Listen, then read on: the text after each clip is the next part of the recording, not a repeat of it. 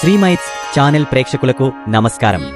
జై శ్రీరామ్, జై హనుమాన్, వీర హనుమాన్ 3వ భాగానికి స్వాగతం. వాలిని దహనం చేసి జల తర్పణాలు విడిచారు. రాముడు దగ్గర ఉండి వానరుల చేత కర్మకాండ అంతా యథావిధిగా చేయించాడు. సుగ్రీవుడు స్నానం చేసి తడి బట్టలతో రామలక్ష్మణుల వద్దకు వచ్చాడు. వానరులంతా అతనితోబాటే నిలబడ్డారు.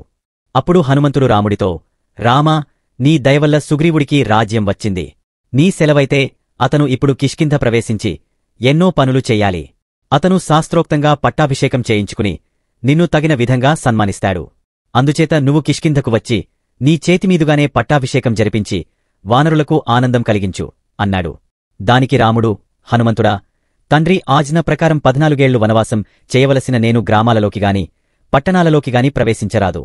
మీరే సుగ్రీవుణ్ణి తీసుకుపోయి అతనికి వైభవంగా పట్టాభిషేకం చెయ్యండి. అలాగే ఈ అంగదుణ్ణి యువరాజుగా అభిషేకం చండి. శ్రావణమాసం ఆరంభమైంది. 4 నెలలపాటు వర్షాకాలం. యుద్ధానికి తగిన కాలం కాదు. మీరంతా కిష్కింధకు వెళ్ళండి. నేను, లక్ష్మణుడు ఈ పర్వతం మీద ఉంటాం. ఇక్కడ ఉన్న గుహ విశాలంగా ఉండటానికి చాలా బాగున్నది. పక్కనే నీరు పద్మాలు ఉన్నాయి. తిరిగి కార్తీకమాసం వచ్చినప్పుడు రావణుణ్ణి యుద్ధంలో చంపే ప్రయత్నం చేద్దాం అన్నాడు. ఈ విధంగా రాముడి ఆజ్ఞ పొంది సుగ్రీవుడు కిష్కింధ ప్రవేశించాడు. వానరులంతా అతన్ని అనుసరించారు. అతను తనను చూడవచ్చిన వానరుల నందరిని పరామర్శించి తారను ఊర ఉంచటానికి అంతఃపురానికి వెళ్లాడు. సుగ్రీవుడు అంతఃపురం నుంచి తిరిగి రాగానే వానరులు అతని పట్టాభిషేకం కోసం బంగారు అలంకరణలు గల తెల్లగొడుగు, 2 వింజామరలు, అన్ని రకాల మనులు, సమస్త విత్తనాలు, ఓషధులు, పూలు, చందనము, అక్షింతలు, కుంకుమ పువ్వు, తేనె, నెయ్యి, పెరుగు మొదలైనవన్నీ సిద్ధం చేశారు. అడవిపంది చర్మంతో కుట్టిన పాదరక్షలు సుగ్రీవుడి కోసం సిద్ధం చేశారు. తర్వాత బ్రాహ్మణులు అగ్నిహోత్రం చేసి పూజించి సుగ్రీవుడికి వేదోక్తంగా పట్టాభిషేకం చేశారు. హనుమంతుడు, జాంబవంతుడు, నలుడు మొదలైన వానర ప్రముఖులు బంగారు కలశాలతోనూ ఎద్దుకొమ్ములతోనూ నదీ జలం తెచ్చి సుగ్రీవుడిని అభిషేకించారు. రాముడు చెప్పిన ప్రకారం సుగ్రీవుడు అంగదుడిని యువరాజుగా అభిషేకించాడు. అలా చేసినందుకు వానరులు సుగ్రీవుణ్ణి మెచ్చుకున్నారు. వానరులందరూ పండగ చేసుకున్నారు. సుగ్రీవుడు రాముడి వద్దకు వెళ్లి జరిగినదంతా చెప్పి తిరిగివచ్చి తన భార్య అయిన రుమతో సుఖంగా జీవించసాగాడు. రామలక్ష్మణులు వానాకాలం గడపటానికి నిర్ణయించుకున్న గుహ ప్రసరణ పర్వతం మీద ఉన్నది. అది చాలా అందమైన పర్వతం. గుహకు సమీపంలోనే తామర కొలను ఉన్నది. గుహద్వారం నైరుతి దిక్కుగా ఉండటంచేత వానజల్లు లోపలికి రాదు. తూర్పునుంచి ఈదురు గాలికూడా లోపలికి రాదు. గుహ ముందర చక్కని సమప్రదేశం ఉన్నది. సమీపంలోనే చక్కని నది కూడా ప్రవహిస్తున్నది. కిష్కింధ అక్కడికి ఎంతో దూరం లేదు. కిష్కింధలో జరిగే కోలాహలము, వాద్యాల ధ్వనులు గుహకు స్పష్టంగా వినిపించాయి. అలాంటి అందమైన ప్రదేశంలో ఉంటూ రాముడు ఒక వంకసీత కోసం విరహపడుతూ, రావణుణ్ణి చంపటానికి సుగ్రీవుడు సహాయపడతాడని ఆశపడుతూ శరత్కాలం కోసం ఎదురు చూడసాగాడు.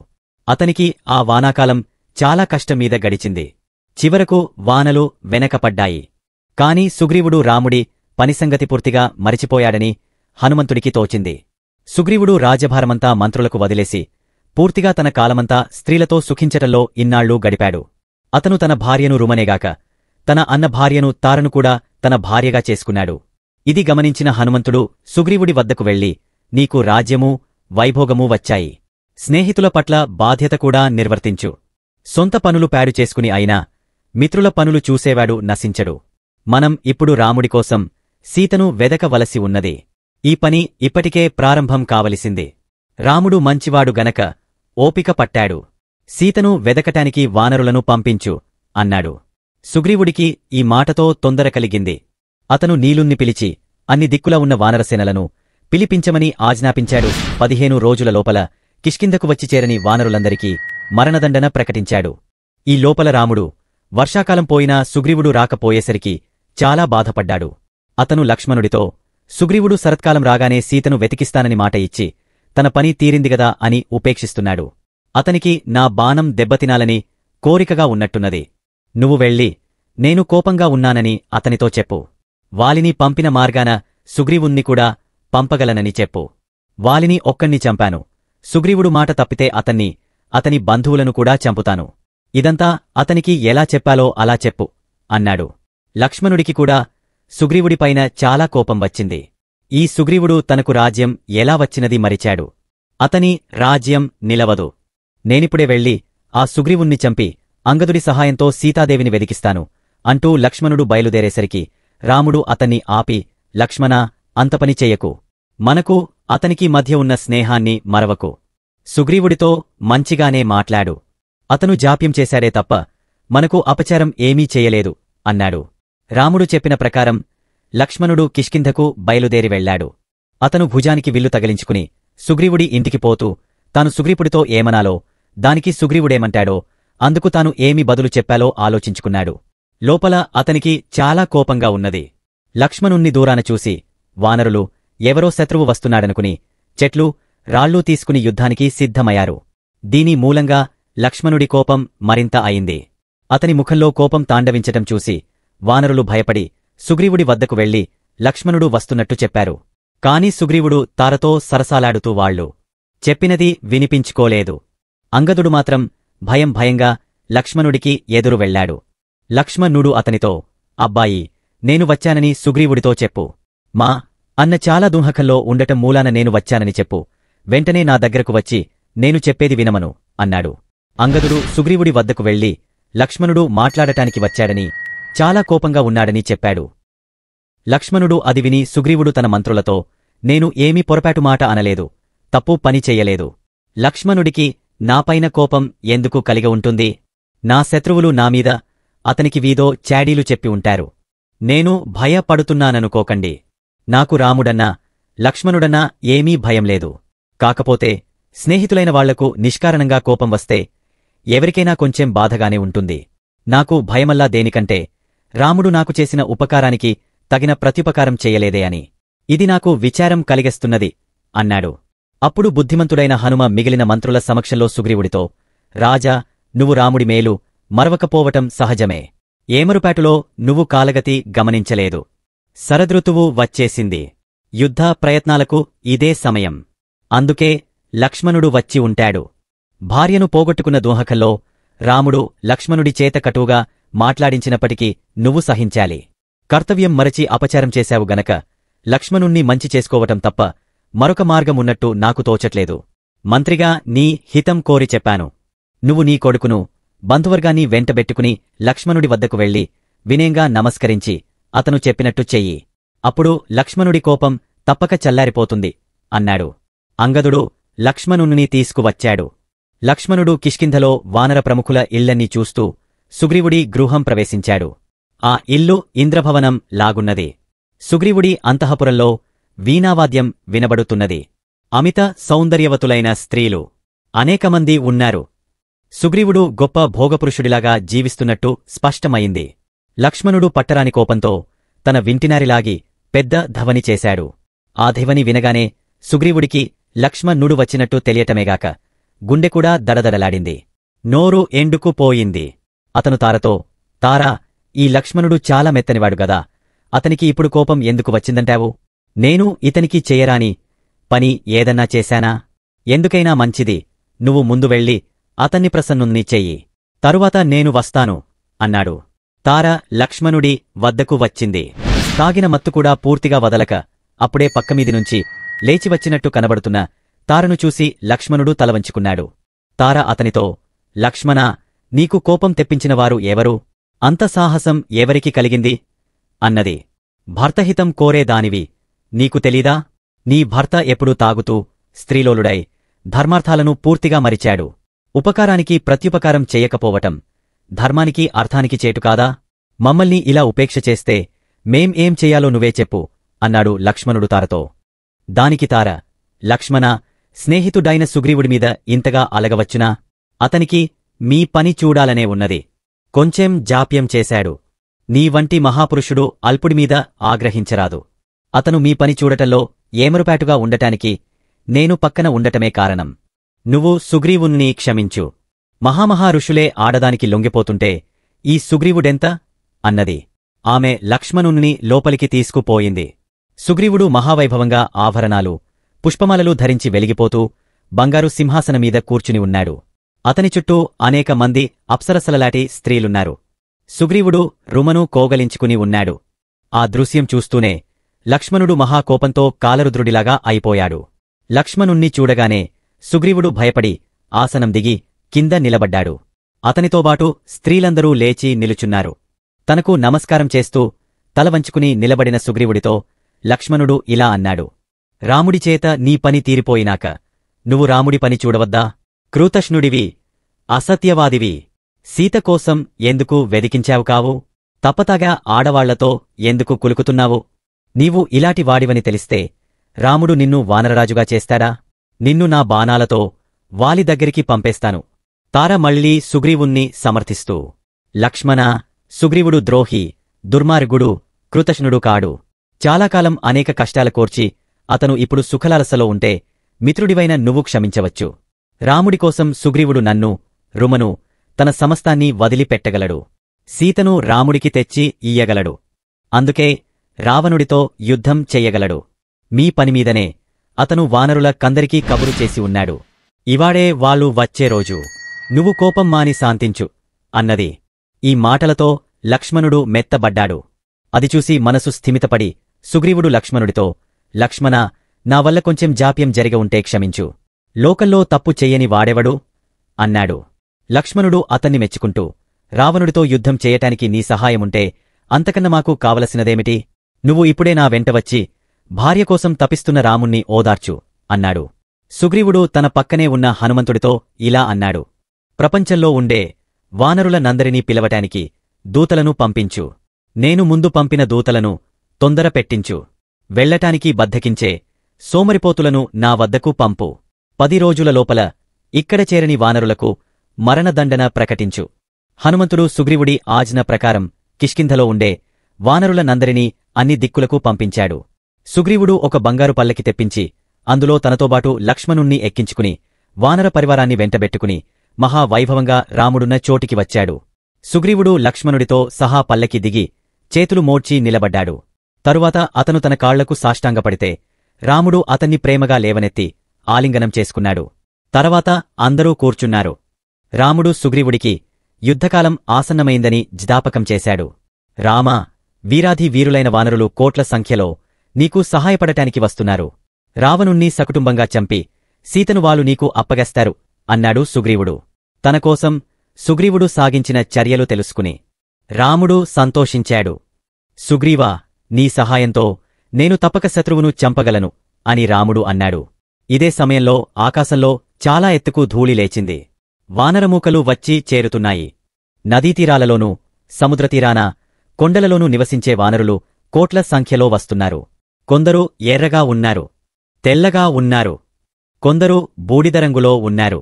అలాటి వానరులను వెంటబెట్టుకుని శతవలి అనే వానర శ్రేష్ఠుడు వచ్చాడు.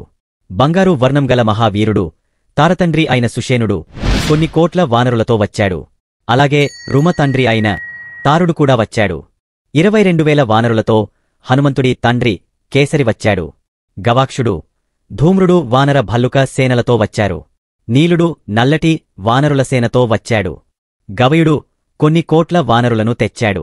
దరీముఖుడు, మైంద, ద్వివిధులు, గజుడు అసంఖ్యాకులైన వానరులను తెచ్చారు. జాంబవంతుడు 10 కోట్ల భల్లుక యోధులను తెచ్చాడు. గంధమాదనుడు, అంగదుడు కూడా గొప్ప సంఖ్యగల వానరులను వెంటబెట్టుకు వచ్చారు. మొత్తమ్మీద ప్రపంచంలో గల వానర యోధులందరూ కిష్కింధ చేరారు. వాళ్ల కోలాహలం మిన్నుముట్టింది. వానర ముఖ్యులందరూ సుగ్రీవుణ్ణి చేరుకుని నమస్కరించారు. సుగ్రీవుడు వారిని రాముడికి సమర్పించి వాళ్లతో, మీరు మీమీ సేనలను సెలయేళ్ల సమీపంలోనూ వనాలలోనూ విడియించి వాటి మంచి చెడ్డలు తెలుసుకుంటూ ఉండండి అన్నాడు. అతను రాముడితో, నువ్వు చెప్పినట్టు చెయ్యటానికి వానరులు కోట్ల సంఖ్యలో వచ్చి ఉన్నారు. వారిలో కామరూపులు, పర్వతకాయులు, కామగమనం గలవారు, భయంకర పరాక్రమములు గలవారు ఉన్నారు. వారిని నీ ఇష్టం వచ్చినట్టు ఆజ్ఞాపించు. ఈ వానర వీరులు ఏం చెయ్యాలో నాకు తెలుసు. అయినా వారిని నువ్వే ఆజ్ఞాపించు అన్నాడు. రాముడు సంతోషంతో సుగ్రీవుణ్ణి కోగలించుకుని, సుగ్రీవా, సీత బతికి ఉన్నదా లేదా? రావణుడు ఎక్కడ ఉంటాడు? ఈ సంగతులు తెలియాలి. సీత బతికి ఉన్నట్టు తెలిస్తే ఆ తరువాత ఏం చెయ్యాలో అది మనిద్దరమూ చేద్దాం. అందుచేత నా కోరికకు తగినట్టుగా నువ్వే వానరులను ఆజ్ఞాపించు అన్నాడు. సుగ్రీవుడు వినతుడు అనేవాణ్ణి, పర్వతాకారుణ్ణి పిలిచి అతన్ని 1,00,000 వానరులను వెంటబెట్టుకుని తూర్పుగా వెళ్లమన్నాడు. అక్కడ రావణుడు ఉండే ప్రదేశం కోసమూ సీత కోసమూ వెదకమన్నాడు. వాళ్లు తిరిగి రావటానికి 1 మాసం గడువు ఇచ్చాడు. అలాగే సుగ్రీవుడు దక్షిణంగా కొందరు వానరులను పంపాడు. దక్షిణంగా వెళ్లేవారిలో నీలుడు, హనుమంతుడు, జాంబవంతుడు, సుహేత్రుడు, సరారి, సరగుల్ముడు, గజుడు, గవాక్షుడు, గవయుడు, ఋషభుడు, మైందుడు, ద్వివిధుడు, విజయుడు, గంధమాదనుడు, ఉల్కాముఖుడు, అనంగుడు, అంగదుడు మొదలైన వాళ్లున్నారు. వారి వెంట విస్తారమైన వానర సైన్యం కూడా ఉన్నది. తర్వాత సుగ్రీవుడు తన తండ్రి అయిన సుషేనుణ్ణి అనేకమంది వానర వీరులతో సహా పడమటి దిక్కుకు శతవలిని 1,00,000 మంది వానర వీరులతో సహా ఉత్తరానికి పంపాడు. ఇతర వానరుల కన్నా హనుమంతుడికే కార్యం సాధించే శక్తి, అవకాశమూ ఎక్కువగా ఉన్నాయనుకుని సుగ్రీవుడు హనుమంతుడితో ఇలా అన్నాడు. మహావీరుడవైన హనుమంతుడా, నువ్వు గాలిలోనూ, నీటిలోనూ, భూమిమీద, పై ఆకాశంలోనూ కూడా సంచరించగలవాడివి. నీకు తెలియని లోకంగాని, సముద్రంగాని, పర్వతంగాని లేదు. నువ్వు వాయుదేవుడిలాటి గమనమూ, వేగమూ కలవాడివి. భూమిమీద నిన్ను మించిన బలం గల ప్రాణేలేదు. అందుచేత సీతాదేవి తిరిగి దొరికే ప్రయత్నం నీ వల్లనే కావాలి. బలమూ, బుద్ధి, దేశకాలానుగుణంగా ప్రవర్తించే నేర్పు, పరాక్రమమూ నీలో ఉన్నట్టుగా మరెవరిలోనూ లేవు. హనుమంతుడితో సుగ్రీవుడు ఇలా మాట్లాడటం విన్న రాముడు కార్యభారాన్ని సుగ్రీవుడు హనుమంతుడిపైన పెట్టుతున్నట్టు గ్రహించాడు. హనుమంతుడి శక్తిసామర్థ్యాలు సుగ్రీవుడికి బాగా తెలిసి ఉండాలి. రాముడి ఆశలన్నీ హనుమంతుడిమీదికి మళ్ళాయి. అతను తన పేరుగల ఉంగరాన్ని హనుమంతుడికి ఇస్తూ, వానరశ్రేష్ఠుడా, ఈ ఉంగరాన్ని చూసినట్టయితే సీతాదేవి నిన్ను చూసి భయపడదు, అనుమానించదు. నువ్వు నా వద్దనుంచి వచ్చావని గుర్తిస్తుంది. నీవల్ల తప్పక పని జరుగుతుందని సుగ్రీవుడి మాటలను బట్టి నాకు తోస్తున్నది అన్నాడు. హనుమంతుడు ఆ ఉంగరాన్ని తీసుకుని నెత్తిమీద చేతులు పెట్టుకుని నమస్కారం చేసి రాముడి పాదాలకు ప్రణామం చేసి బయలుదేరాడు. అతనితో మరొకసారి రాముడు, హనుమంతుడా, నేను నీ శక్తినే నమ్ముకుని ఉన్నాను. శక్తివంచన లేకుండా పాటుపడి సీతాదేవి తిరిగే దొరికేటట్టు చూడు అన్నాడు. వానరులు మిడతల దండులాగా అన్ని దిక్షులకు బయలుదేరారు. వాళ్లు తిరిగి రావటానికి 1 మాసం మాత్రమే గడువు ఉన్నది. వానరులు బయలుదేరిన అనంతరం రామలక్ష్మణులు ప్రస్రణ పర్వతం మీది గుహలో వారు తిరిగి రావటం కోసం ఎదురుచూస్తూ ఉండిపోయారు. వినతుడి బృందం తూర్పుగాను, సుషేనుడి బృందం పడమరగాను, మరికొందరు ఉత్తరంగాను వెళ్లగా హనుమంతుడు, తారుడు, అంగదుడు మొదలైన వాళ్లు దక్షిణ దిక్కుగా బయలుదేరారు. అందరినీ అన్ని దిక్కులకు పంపి రాముడికి తాను ఇచ్చిన మాట నిలబెట్టుకున్న సంతృప్తితో సుగ్రీవుడు వెనకటికన్నా మరింత సుఖంగా జీవించసాగాడు. సుగ్రీవుడు పంపిన వానరులు సీతాదేవి కోసం చాలా శ్రద్ధగా వెతికారు. వారు ఎక్కడికి వెళ్లినా పగలల్లా ప్రతి సరస్సు, నది, పొద, కొండ, గుహ వెతికి రాత్రికాగానే ఒక చోటికి చేరుతూ చెట్ల కింద రాత్రి గడుపుతూ ముందుకు సాగారు. తూర్పుగానూ, ఉత్తరంగానూ, పడమరగానూ వెళ్లిన వానరబలగాల వాళ్లు నెలగడువు తీరేసరికి తిరిగివచ్చి సీతాదేవి జాడ తెలియలేదని సుగ్రీవుడితో చెప్పారు. అప్పుడు సుగ్రీవుడు ప్రప్రణ పర్వతం మీద రాముడితో కూర్చుని ఉన్నాడు. అయినా ఇంకా ఆశ ఉన్నది. దక్షిణంగా వెళ్లిన బృందం ఇంకా తిరిగి రాలేదు. సీతను తీసుకుపోయిన రావణుడు దక్షిణ దిక్కుగానే వెళ్లాడు. అందుచేత హనుమంతుడు సీతను చూసి వచ్చే అవకాశం ఉన్నది. ఈలోపుగా హనుమంతుడు మొదలైన వాళ్లు సీతకోసం వెతుకుతూ వింధ్యపర్వత ప్రాంతాన్ని చేరుకున్నారు. అది చాలా విస్తృతమైన ప్రదేశం. అక్కడ ఎన్నో గుహలున్నాయి, శిఖరాలున్నాయి, అరణ్యాలున్నాయి, దాటటానికి కష్టమైన నదులున్నాయి, చాలా ఎత్తైన చెట్లున్నాయి. పళ్ళు, దుంపలు తింటూ వానరులు ఆ ప్రాంతంలో ఒక్కొక్క ప్రదేశమే సీతాదేవి కోసం వెతుకుతూ ముందుకు వెళ్లారు. ఒక ప్రదేశం బొత్తిగా శూన్యంగా ఉన్నది. అక్కడ చెట్లు నిలువునా ఎండి ఉన్నాయి. నదులలో నీరులేదు. లతలు, పుష్పాలు, దుంపలు లేవు. ఎలాంటి జంతువులుగాని, పక్షులుగాని లేవు. ఆ ప్రదేశం భయంకరంగా ఉన్నది. ఆ వనంలో కండుమహర్షి ఉండేవాడు. ఆయనకు తపోబలం ఎంత ఎక్కువో కోపం కూడా అంత ఎక్కువ. తన కొడుకు 16 ఏళ్లవాడు అకాలమరణం పొందేసరికి ఆయన ఆ వనాన్ని శపించి ఎడారిగా చేశాడు. వానరులు ఆ శూన్యప్రదేశంలో కూడా సీతాదేవి కోసం శ్రద్ధగా వెతికారు. అలా వెతుకుతూ వాళ్లు ఒక భయంకరమైన అరణ్యం గల ప్రదేశంలో ప్రవేశించారు. అక్కడ వాళ్లకు ఒక రాక్షసుడు కనిపించాడు. మహాకాయుడైన ఆ రాక్షసుణ్ణి చూస్తూనే వానరులు దట్టిలు బిగించి వాడితో యుద్ధానికి సిద్ధపడ్డారు. వాడుకూడా వానరులను చూస్తూనే మిమ్మల్నందరినీ చంపేస్తాను అంటూ పిడికిలి బిగించి వారిమీదికి వచ్చాడు. అంగదుడు వాణ్ణి చూసి వాడే రావణుడు అయి ఉంటాడనుకుని వాడి నెత్తిమీద బలంగా కొట్టాడు. ఆ ఒక్క దెబ్బకే ఆ రాక్షసుడు నెత్తురు కక్కుతూ నేలమీద పడిపోయి ప్రాణాలు వదిలాడు. రావణుడు చచ్చాడని, సీతవాడి గుహలోనే ఉంటుందని అనుకుని వానరులు వాడి గుహ అంతా శ్రద్ధగా వెతికి చూశారు. అక్కడ సీత లేదు. వానరులు దాని సమీపంలో గల మరొక పెద్ద గుహ కూడా వెతికారు. ఆ అరణ్యమంతా వెతికారు. ఎక్కడా సీత కనిపించకపోయేసరికి వాళ్లు నిస్పృహ చెంది ఒక చెట్టు కింద చేరి కూర్చున్నారు. అప్పుడు అంగదుడు వాళ్లతో, మనం ఇంతకాలంగా ఎన్నో అరణ్యాలు, నదులు, పర్వతాలు, గుహలు ఎంతో శ్రమపడి వెతుకుతున్నా మనకు సీత జాడగాని, ఆమెను ఎత్తుకుపోయిన రావణుడి జాడగాని తెలియరాలేదు. సుగ్రీవుడి ఆజ్ఞ మహా దారుణమైనది. మనం నిరుత్సాహపడి పని చెయ్యలేం. సోమరితనం పనికిరాదు. మరొకసారి ఈ వనం అంతటా వెతకండి. మీరంతా ఇప్పుడు నిద్రపోవటం భావ్యం కాదు. లేదా ఇంకా మంచి పద్ధతి ఏమైనా ఉంటే చెప్పండి అన్నాడు. గంధమాదనుడు కూడా అంగదుడు చెప్పినట్టే చెప్పాడు. అప్పుడు వానరులు తమ అలసటను మరిచిపోయి తిరిగి వింధ్యపర్వతారణ్యాలలో సీతకోసం వెతకటం ఆరంభించారు. వాళ్లు వెండికొండలాటి ఒక శిఖరం ఎక్కి అక్కడకూడా సీతను చూడలేకపోయారు. తరువాత వాళ్లు ఆ శిఖరం నుంచి దిగివచ్చి కొంతసేపు విశ్రాంతి తీసుకుని మళ్లీ వెతకటం ప్రారంభించారు. వాళ్లు వింధ్యపర్వతమీద సీతకోసం వెతుకుతూ ఉండగానే సుగ్రీవుడు పెట్టిన నెల గడువు దాటిపోయింది. వానరులు ఒక్కొక్క ప్రదేశాన్నే వెతుకుతూ వింధ్యపర్వతపు నైరుతి కొనకు చేరుకున్నారు. ఇక్కడికి చేరిన వానరులలో హనుమంతుడు, సుషేనుడు, జాంబవంతుడు, నళుడు, యువరాజు అంగదుడు, తారుడు మొదలైన ప్రముఖులు ఉన్నారు. వాళ్లు ప్రతి గుహలోనూ చూసుకుంటూ ఒక పెద్ద బిలం వద్దకు వచ్చారు. అది రౌక్షబిలం. దాన్ని మయుడు నిర్మించాడు. దానికి లతలు అడ్డంగా పెరిగి ఉండి ప్రవేశించరాకుండా ఉన్నది. వానరులు ఆకలి దప్పులతో అలమటించిపోతున్నారు.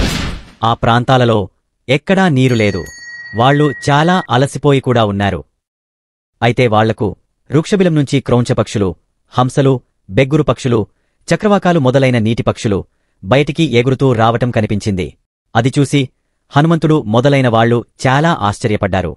వాళ్లు ఆ బిలాన్ని సమీపించారు. పర్వతాలను గురించి, అరణ్యాలను గురించి విశేషంగా తెలిసిన హనుమంతుడు మిగిలిన వారితో ఇలా అన్నాడు. చూడండి, ఈ గుహాముఖం నుంచి నీటి పక్షులు ఎగురుతూ వస్తున్నాయి. దీని ద్వారంలో ఉన్న లతలు, చెట్లు నేవళంగా ఉన్నాయి. లోపల నీరుగల బావిగాని, చెరువుగాని ఉన్నాయనిపిస్తున్నాయి. హనుమంతుడు ఈ మాట అనగానే వానరులు బిలంలోకి ప్రవేశించారు. లోపల కన్ను పొడుచుకున్నా కానరానంత చీకటిగా ఉన్నది. వానరులు తాము ఎటుపోతున్నది కూడా తెలియకుండా తడువుకుంటూ ముందుకు పోయారు. పోగా పోగా చీకటిపోయి కాంతి వచ్చింది. తరువాత అమిత అందమైన ప్రదేశం వారికి కనబడింది. అక్కడ ప్రకాశవంతమైన కాంచన వృక్షాలు, మద్దిచెట్లు, తాటిచెట్లు, సురపున్న చెట్లు, అశోక వృక్షాలు, చండ్రచెట్లు మొదలైనవి ఉన్నాయి. కొన్ని చెట్లు, కాయలు, పూలు, కాంతులు వెదజల్లుతున్నాయి. అక్కడ ఒక తామర కొలనులో బంగారు తామరలు, బంగారు చేపలు, బంగారు తాబేళ్లు ఉన్నాయి. ఆ ప్రదేశంలో గొప్ప ఇళ్ళు కూడా ఉన్నాయి. వాటి కిటికీలు బంగారువి, కప్పులు బంగారంతోనూ వెండితోనూ చేసినవి. ఆ ఇళ్లలో ముత్యాల తోరణాలు కట్టి ఉన్నాయి. మనులు అలంకరించి ఉన్నాయి. ఆ ప్రదేశంలో వానరులకు పగడపు కాంతిగల చెట్లమీద పూలు, పళ్ళూ కనిపించాయి. రత్నాలు తాపిన బంగారు కుర్చీలు, మంచాలు, వాహనాలు కనిపించాయి. అక్కడెక్కడ బంగారు, వెండి, కంచుపాత్రలు రాసులు రాసులుగా ఉన్నాయి. అలాగే అగరు, చందనము, పళ్ళు, దుంపలు, పానీయాలు, తేనె, వస్త్రాలు, కంబళాలు, రకరకాల చర్మాలు, బంగారము కుప్పలు కుప్పలుగా కనిపించాయి. వానరులు ఆ ప్రదేశమంతా వెతుకుతూ ఒకచోట ఒక స్త్రీని చూశారు. ఆమె జింక చర్మం కట్టుకుని తపస్సు చేసుకుంటున్నది. ఆమె వెలిగిపోతున్నది. అది చూసి వానరులు ఆశ్చర్యమూ, భయమూ కలిగా ఆగిపోయారు. హనుమంతుడు ఆమెను, నువ్వు ఎవరు? ఈ బిలం ఎవరిది? అని అడిగాడు, చేతులు జోడించి ఆమెకు నమస్కారం చేస్తూ. అతను ఇంకా ఇలా అన్నాడు. మేం మార్గాయసంతో అలసిపోయి ఆకలి దప్పులతో బాధపడుతూ ఇక్కడ నీరు, తిండి దొరుకుతాయన్న నమ్మకంతో చీకటి కోణంలాగా ఉన్న ఈ బిలంలో ప్రవేశించాం. కాని ఇక్కడ ఉండే ఈ అద్భుతమైన వస్తువులన్నీ చూస్తే ఇదేదో రాక్షసమాయలాగా కనబడుతున్నది. ఈ బంగారు చెట్లు, ఈ బంగారు, వెండి ఇళ్ళు ఎవరివి? ఈ కొలనులో ఉన్న బంగారు తామరలను ఎవరు సృష్టించారు? బంగారు తాబేళ్లు, బంగారు చేపలు ఎవరి కల్పన? మాకు ఇదంతా అయోమయంగా ఉన్నది. మాకు కాస్త తెలియజెప్పు. హనుమంతుడికి ఆ తపస్విని ఇలా సమాధానం చెప్పింది. మయుడు అనే గొప్ప దానవుడు ఇక్కడ ఉండేవాడు. అతను దానవుల విశ్వకర్మ. అతని మాయాబలం వల్ల ఈ బంగారు వృక్షాల వనం ఏర్పడింది. అతను గొప్ప తపస్సు చేసి సమస్తమైన ధనము బ్రహ్మనుంచి వరంగా పుచ్చుకున్నాడు. అతను హేమ అనే అప్సరసతో ఈ ప్రదేశంలో సుఖంగా ఉంటూండగా ఇంద్రుడు అలిగి మయుణ్ణి వజ్రాయు ధంతో కొట్టాడు. తర్వాత బ్రహ్మ ఈ ప్రదేశాన్ని హేమకు ఇచ్చాడు. నేను మేరుసావర్ణి కుమార్తెను. నా పేరు స్వయం ప్రఘ. హేమకు చెందిన ఈ ప్రదేశాన్ని రక్షిస్తూ నేను ఇక్కడ ఉంటున్నాను. హేమ నా స్నేహితురాలు. ఆమె సంగీత, నృత్యాలలో సమర్థురాలు. ఆమె నాకిచ్చిన వరం మూలాన నన్ను ఎవరూ జయించలేరు. మీరు ఏ కారణంచేత ఈ ప్రాంతాలలో తిరుగుతున్నారు? ప్రవేశించటానికి సాధ్యం కాని ఈ ప్రదేశానికి ఎందుకు వచ్చారు? మీరు ముందు పళ్ళు తిని నీరు తాగేయి మీ వృత్తాంతం నాకు సవిస్తరంగా చెప్పండి. హనుమంతుడు ఏమీ దాచకుండా స్వయంప్రభకు జరిగినదంతా వివరంగా చెప్పాడు. చివరకు అతను ఆమెతో, అమ్మా, నువ్వు మాకు తిండిపెట్టి మా ప్రాణాలు నిలబెట్టావు. ఇందుకు ఏం ప్రత్యుపకారం చేయగలమో చెప్పు అన్నాడు. చాలా సంతోషం. నాకు మీనుంచి ప్రత్యుపకారం ఏమీ అవసరం లేదు అన్నది స్వయంప్రభ. అమ్మా, ఇప్పటికే మాకు సుగ్రీవుడు ఇచ్చిన గడువు దాటింది. ఈ బిలం నుంచి మేము శీఘ్రంగా బయటపడేటట్టు చూడు. మమ్మల్ని కాపాడు. మేం ఇక్కడ చిక్కుకుపోతే సీతను వెతికే పని నిలిచిపోతుంది అన్నాడు హనుమంతుడు. దానికి స్వయంప్రభ, నేను నా తపశ్శక్తితో మిమ్మల్ని బయటికి పంపిస్తాను. మీరందరూ కళ్ళు మూసుకోండి అన్నది. వానరులందరూ వేళ్లతో కళ్ళు మూసుకున్నారు. మరుక్షణమే బిలం వెలపల ఉన్నారు. అప్పుడు వారి వెంట ఉన్న స్వయంప్రభ వారితో, ఇది వింధ్య పర్వతం, అది సముద్రం. మీకందరికీ శుభం కలుగుగాక అని తిరిగి వెళ్ళిపోయింది. ఇంతటితో వీరహనుమాన్ 3వ భాగం పూర్తయింది. వచ్చే ఎపిసోడ్లో 4వ భాగం చెప్పుకుందాము. అంతవరకు సెలవు. చూస్తూనే ఉండండి శ్రీ మైత్స్ ఛానెల్.